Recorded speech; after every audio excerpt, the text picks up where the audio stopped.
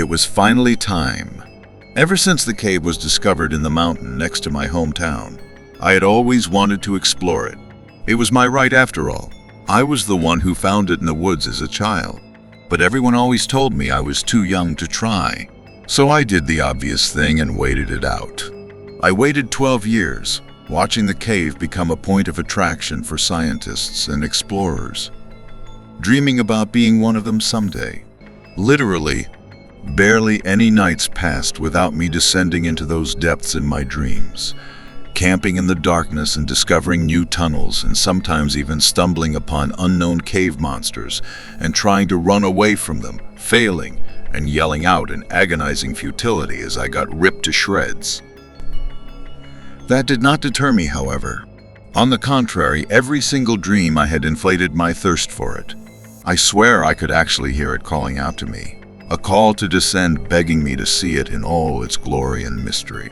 And now, after my 12th year of waiting, I stood in front of the cave mouth. I had prepared everything I could, my skills polished to their utmost extent through exploring smaller, safer, more well-explored caves, and my equipment having been checked and tested tenfold. The cave was one of the more mysterious ones in the world. Its true depth yet to be known despite the vast number of explorers having tried. It was almost as if it had been saving its biggest mysteries for me, as if it knew it belonged to me. I could still hear its call, now louder than ever, emanating from the abyss that was the cave mouth, and although I did have my own internal thoughts reminding me of the dangers, I chose to descend. This being my first time exploring a cave of this scale, I was accompanied by a relatively, and disappointingly, large team of 3 fellow rookie cavers, led by 2 veterans. We walked into the entrance to the first of many shafts we would have to climb down. The leaders had tied a rope to a tree a short distance from the mouth and lowered it into its shaft. One of them went down, and the remaining one helped lower us down one by one. It took me 5 minutes to scale it down. They then followed us, and we set forth into a tunnel, which led us to a narrow gap in the wall we were told we had to crawl through on all 4s. The crawl was 15 meters long, but we felt surprisingly safe thanks to our chaperones. When I crawled out the other end of the passage into a 6x6 room and turned back, I realized that the light of day that followed us had now completely disappeared, and our torches were the only thing letting us see. Though that was a matter of course.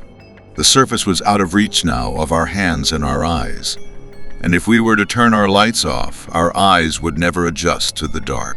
Another reminder that I was right to bring backup lights and a whole lot of glow sticks with me.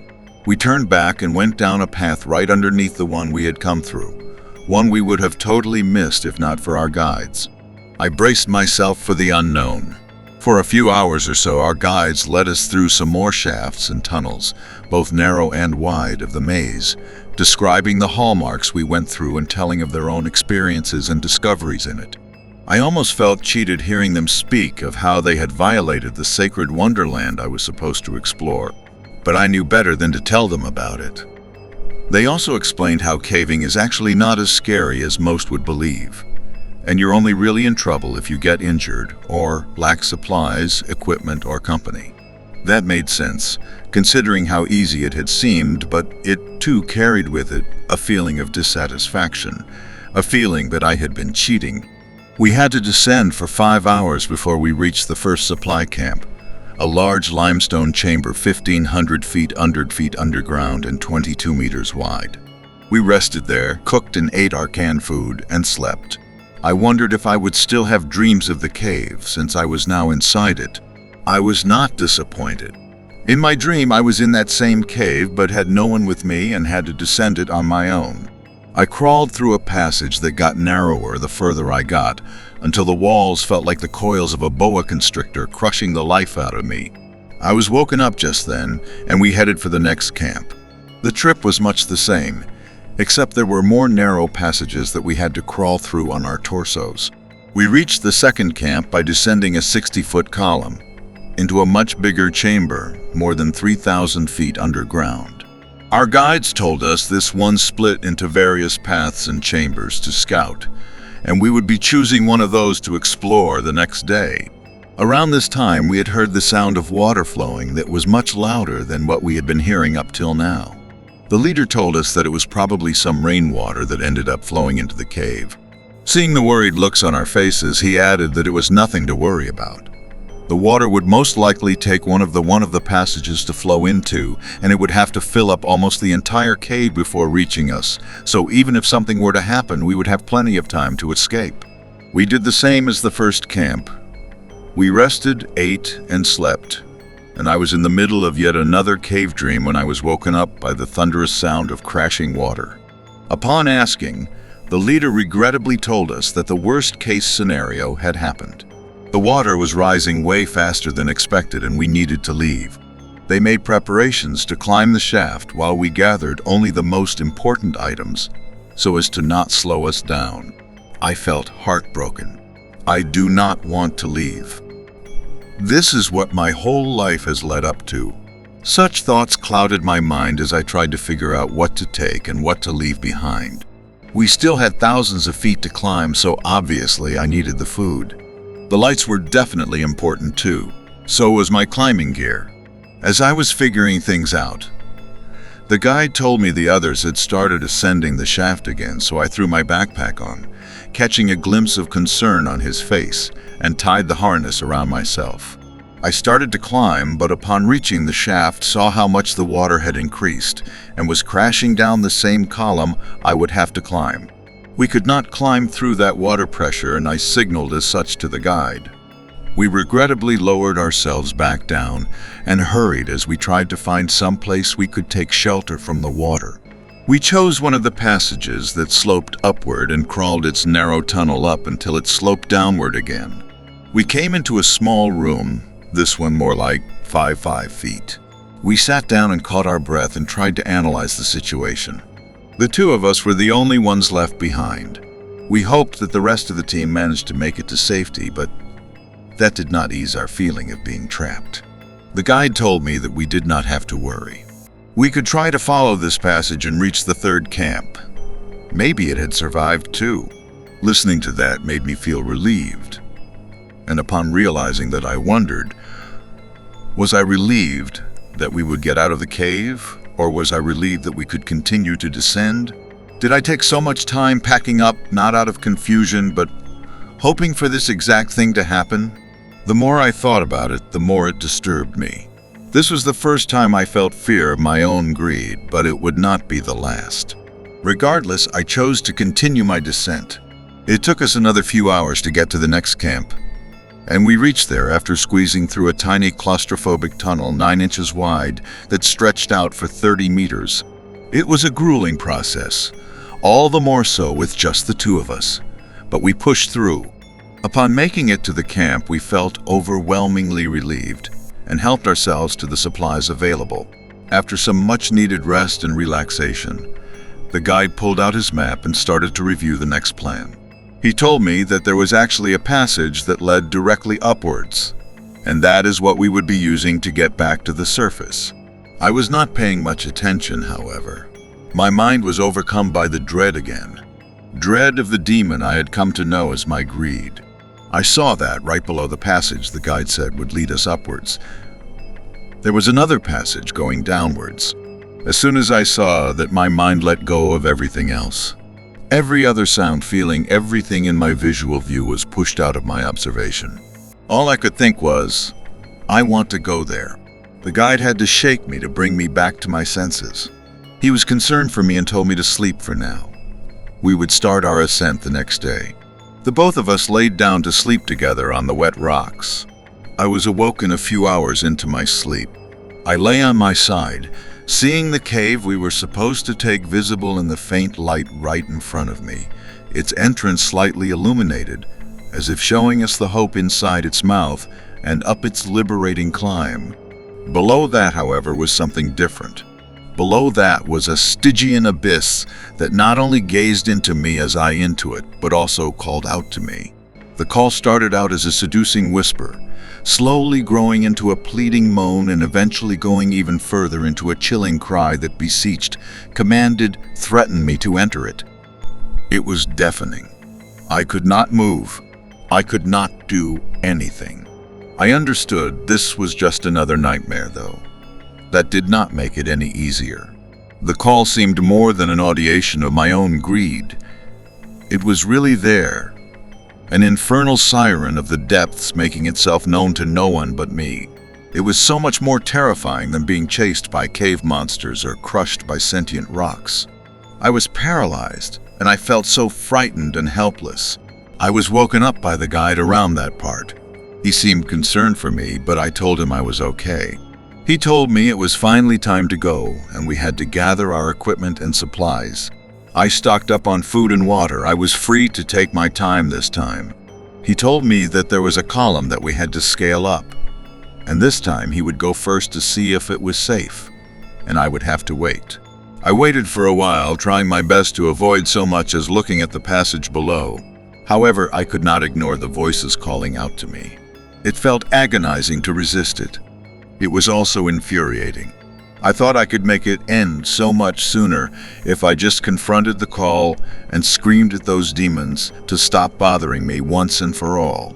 And so I turned around and snapped my gaze to the entrance with determination to assert dominance over the voices. Unlike anything I could have expected, though, the voices stopped before I could even say anything. They were now replaced by utter silence, broken only by the dripping cave water and the distant sounds of the guide trying to climb high above. I felt tricked. This was what I wanted. The voices had ceased. The entrance to the passage that up till now felt like an impossible, maddening void was just another cave entrance, its mouth illuminated by my light. I now felt none of the pressures I felt forcing me to descend. That, however, was not comforting in the least. The pressure had been replaced with angst. I was free to go up the passage, reunite with the team, and come back sometime later to explore the same passage again, and nothing would be different. I now had my free will back. I could choose, and that was the reason behind the angst. The fact that I now had nothing pushing me to descend, it was just my own desire, my demon of greed. I wanted to go down there. Despite it being common sense that me and the guide needed each other to get to the surface, despite the fact that caving alone meant almost certain death, I wanted to leave him behind. I remembered how unsatisfied I felt traveling with my companions. It all came back to me, how much I felt the cave belonged to me, how I felt it my right to explore its still virgin passages. And that brought me to terms with my desire. Thus, I stepped down into the lower entrance. I chose to descend. It started off with a rocky path that sloped downwards, and I rushed down it. I could hear the guide calling out to me in the distance, and I had to get away from him or he would come to take me back. I hoped he would not follow me and could manage to somehow reach the surface without me. I had no intention of going with him. I had memorized a bit of the map and knew that this passage split into several down the line. I just had to get there fast. I hurried as much as I could, ducking down under the stalactites, and reached the fork in the cave. I chose one, at random, and hurried down it. And just like that, I was out of the guide's reach. I slowed down and took my time, basically strolling ahead and checking out the path in front of me with my light. There was much less of a chance the guide would catch up to me now, and he was not stupid enough to risk going into the wrong path on his own. At least, I hoped he was not. If he decided to come after me out of a sense of responsibility, well, I wished him luck, but I would not want to go back to him. I still hoped he would find safety, but he did not concern me anymore. I was now free to enjoy my time here. I had a fair amount of equipment and supplies. I was able to find my own way through the tunnels and shafts through grit alone. Yes, I was blaspheming by going alone into unknown territory, but I just did not think about it. I simply chose to descend. A few hours in, I felt hungry and took a lunch break. I had a lot of food bars and unwrapped one of them to savor in the light of my glow stick. I took a moment to take in the environment. I was sitting in a slightly sloping tunnel about 2 meters wide. A tunnel that sounded wet. The only sound I could hear was the dripping of water echoing through the moist caverns. I felt the humidity too. on my skin and in my nose as I breathed in the musty, earthy smell. There was no turning back for me now. I would be spending the rest of my life in these wet paths. The dripping water was all I would ever hear. At least that is what I thought, until another sound caught me off guard. I heard the sound of rock sliding over rock. I was confused. What could have made that sound? Was there someone else there? I thought the guide actually managed to catch up to me, but that was impossible. I was following my own path blindly. How could he have caught up to me just like that? The sound continued. I called out to him, and the sound stopped. My glow stick went out around the same time. What I heard next was something akin to shuffling. Not the shuffling of human feet. No, for there was no recognizable rhythm of bipedal motion.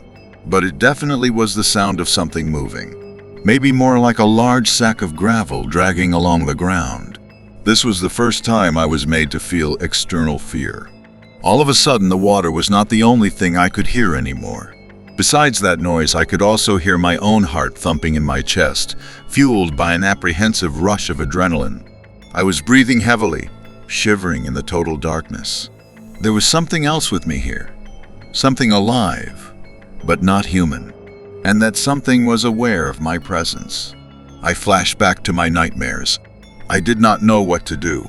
The sound stopped, but that was replaced by a feeling that I was now being watched.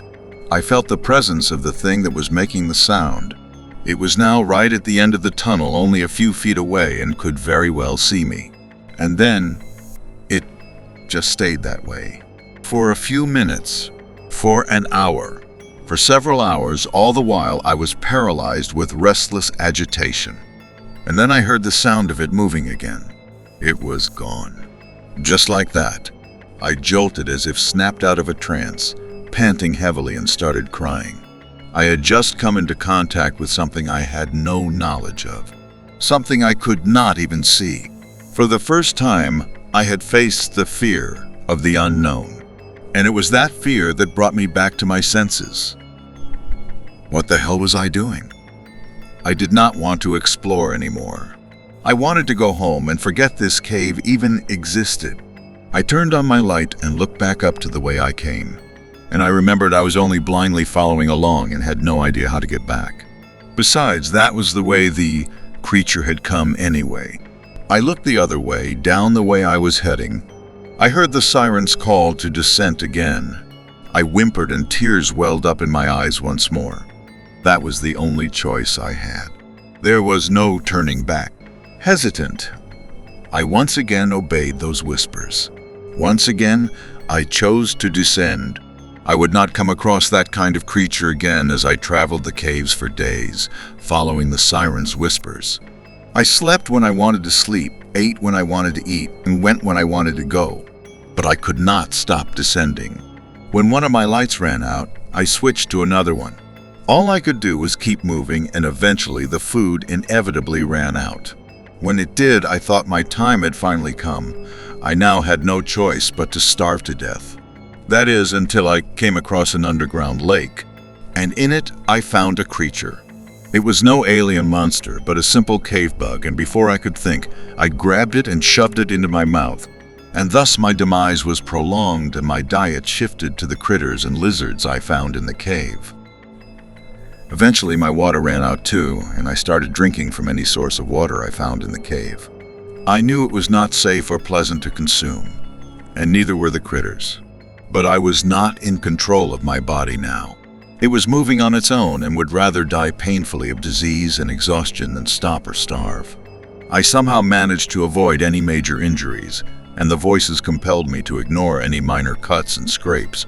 My body kept delaying my fate with every smallest chance of survival, and I could only keep moving as I waited in agony for the release of death.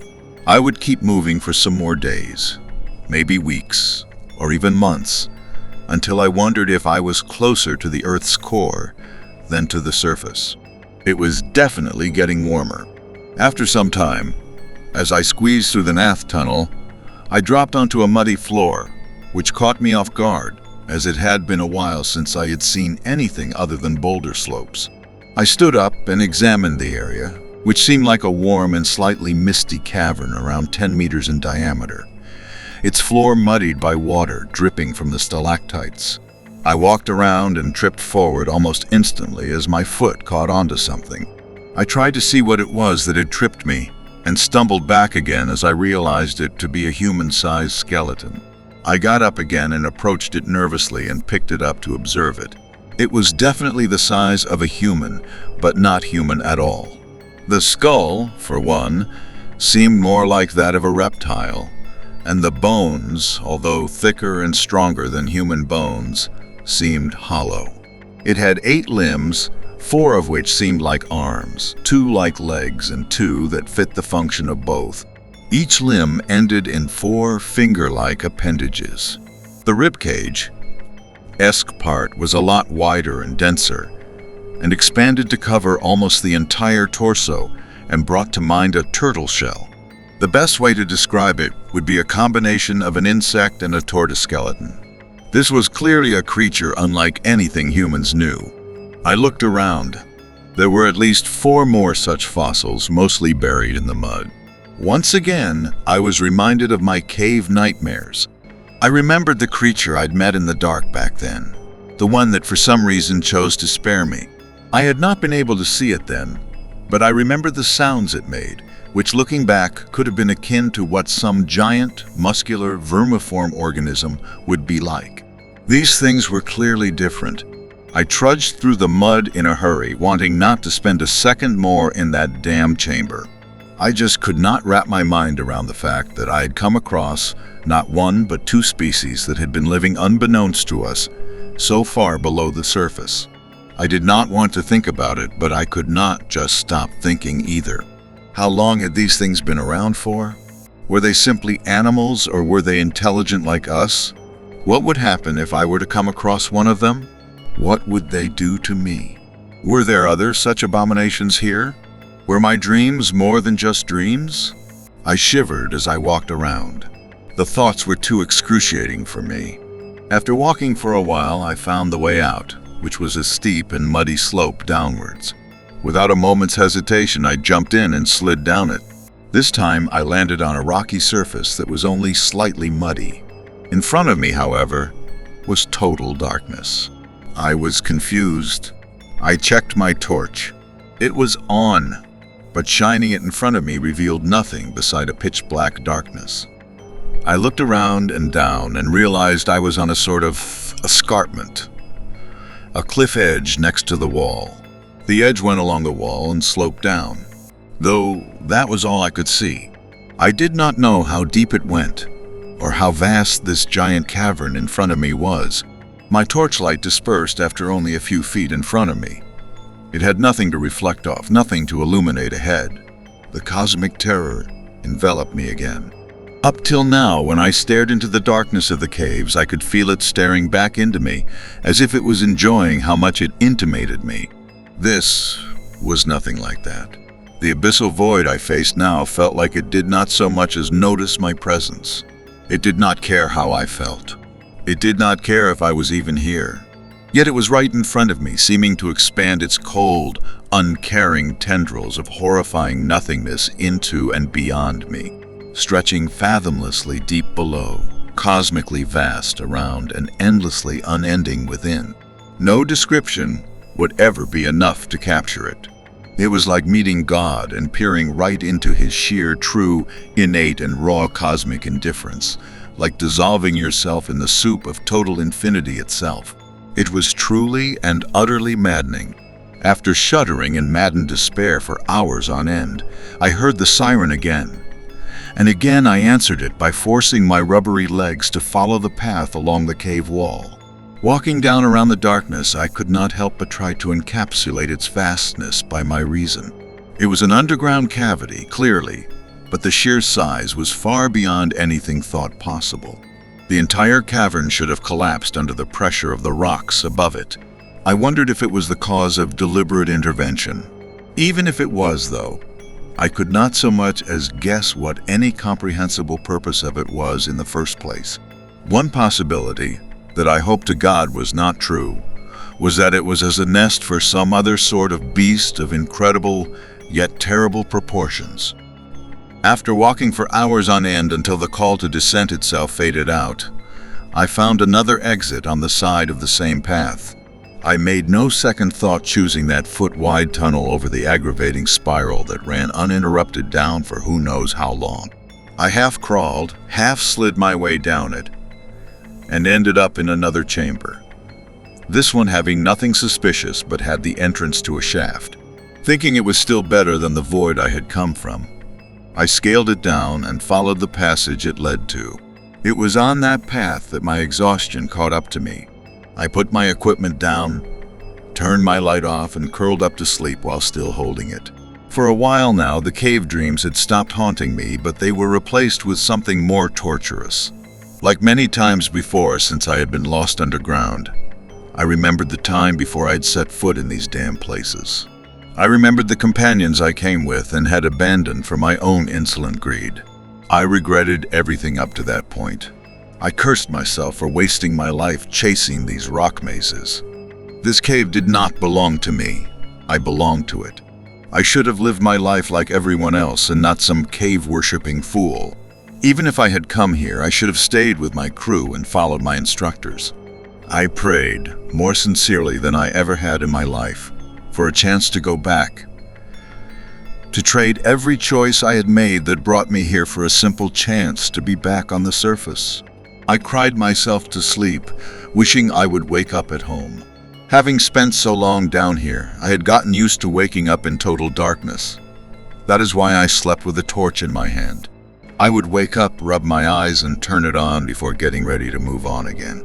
Which is precisely why I was too confused and still considered myself to be dreaming when I woke up and found I could just barely see the rock wall in front of me. I looked at my torch. It was off. I turned it on, examined the passage, and off again. It got dark, but my eyes adjusted after a while and I could see again. There was light here. I punched the wall to see if I was not dreaming. After my painful yet overjoyed confirmation, I grabbed my things and set forth, hoping to find the source of the literal light at the end of the tunnel. I was almost jogging. The hope had brought forth a hidden feeling of excitement I had forgotten long ago. The tunnel went on for some few dozen meters, and the air was now starting to get more humid. I could feel my heart thumping in my chest as I took the last turn and faced the exit that had a few rays of light shooting through its mouth. I stepped forth and cried out in awe at the sight in front of me. It was a city, an underground metropolis, or the ruins of one, at least. I had come out into the bottom of a massive valley of some sort. One that seemed to almost stretch out and up forever, but one that did end, appearing like a crack in the ceiling, one lit up with daylight. It was actually really deep, however, around 6 kilometers by my estimate. That is how far below I had wandered. Still, the exit was right there. The walls of the trench had buildings, structures, and bridges either carved or built into it, and they seemed to extend along the walls right up to the surface.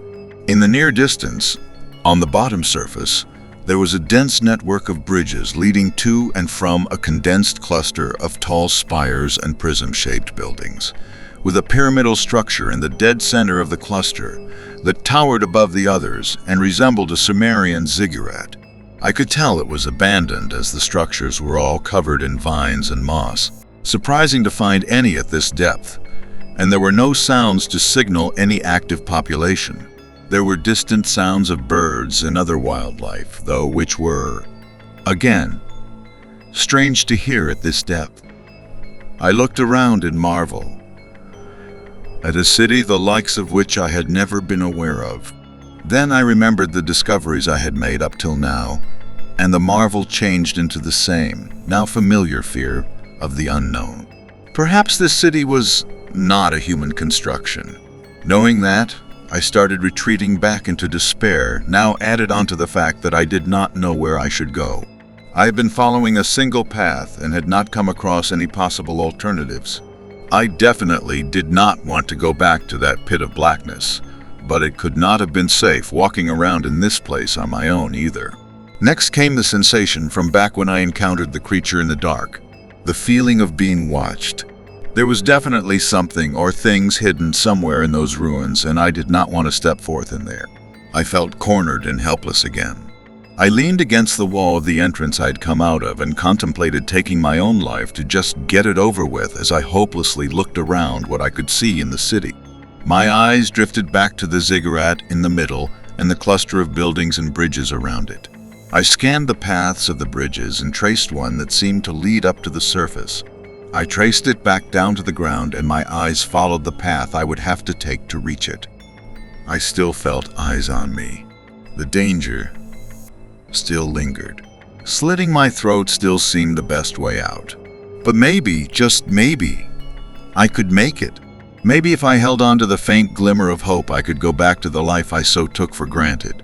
I stood up again, keeping low and carefully sneaking around, in a way that I knew was really pointless given how in plain sight I was, but had to be tried. I walked, crouched down and moving along the right wall. It was something I felt I had to do, but it still did not make me feel any safer. Being so close to the wall and touching it made me realize it was not a valley at all, but an artificially constructed straight wall, strewn with writings and hieroglyphs, none of which I understood or even wanted to. That being said, I did see a lot of drawings and carvings of some particular giant amorphous beast, one I could at my best describe as having the features of a slug, an arachnid, and a reptile. The path was also now littered with geothermal vents, a few of which I'd been coming across for a while back when traveling through the caverns. The difference being that these vents apparently had broken the paved ground and seeped through it, enveloping the path and lower parts of the city with a warm mist. It did make sense, considering how far below I was at that point. Before I knew it, I had been walking through the underneath of the heart of the city. Whatever watched me had not harmed me so far. It could even just have been my own exaggerated sense of danger. The buildings I wanted to reach were relatively close to me now. The path I would take to get to the surface was an incline starting from the floor and lay atop of a building that tapered underneath it to the ground. I wondered how this city functioned, what the point of that unique cluster was, and how many eons this city dated back. Maybe even before us. There was the tiniest sense of curiosity telling me to explore this city, but it was far overwhelmed by my fear and caution. I wanted to get out of here as soon as possible. Although perhaps if I managed to make it, I could bring home probably the greatest discovery in history. This added sense of possible fame rekindled the embers of hope in my heart. All the anxiety was now gone. The sounds of the wilderness far above me now sounded like a greeting. I was now a lot less afraid, and in much more of a hurry to head up that path and back home. Thus I had forgotten about caution and was now sprinting in a straight line, wading through the increasingly hot mist to the way home I could see ahead. I saw the ramp get closer as I ran, my eyes glowing with joy and gratitude, and planned to run right up it. Just as I reached the base, though, all of that stopped all at once as I heard it. That wretched siren. The one that had been with me up till now. The one that made me come down here in the first place. It was back, and it had now drowned out all other sounds around me. Waves of confusion, disbelief, discomfort all washed over me. Why? Why now? The way outside was right in front of me. I had decided I wanted no more of this descent. Besides, where else would I go? I stood fidgeting and then looked around for the source of that sound, where it was calling me to now. Then I saw it. Another cave right beside the ramp, on the side of the wedged building. It was enveloped in mist and now called out to me hauntingly. I shook my head in unbelief. No, I do not want to go there. But the voice, it just will not stop. I turned on my light to see inside its entrance. It turned on, flickered a bit, and went back out. It had no more battery. I had no other torch left, and I had used up all of my glow sticks. If I went in there, I would be going in totally blind and had no idea what I would encounter there. Just some more endless caves, or perhaps some other abominable beast, perhaps a whole world totally different to what I had seen up till now, perhaps something else entirely. It was hotter than the vents around me, hot enough to make me sweat buckets while standing outside it. I was dehydrated, and I had not eaten in days, as I had not been able to find even any bugs to eat. And despite the sounds of the wildlife above me, there was no such thing for me here either, and the voice sounded like it did not want me to go up even to secure food. The prospect of a way out had given me some hopeful energy, but now I was running on fumes. I felt sick. By all accounts, I would not return alive if I chose to go down there. I looked back up to the path leading to the surface. Hope, a way home, it was right there. Yet despair had the audacity to call out to me now when it was right in front of my grasp and tell me to descend to my death. Did it know my soul that well? I looked up. I looked down. I looked up. I looked back down. 2 paths stood in front of me, and I made my choice. I chose to descend,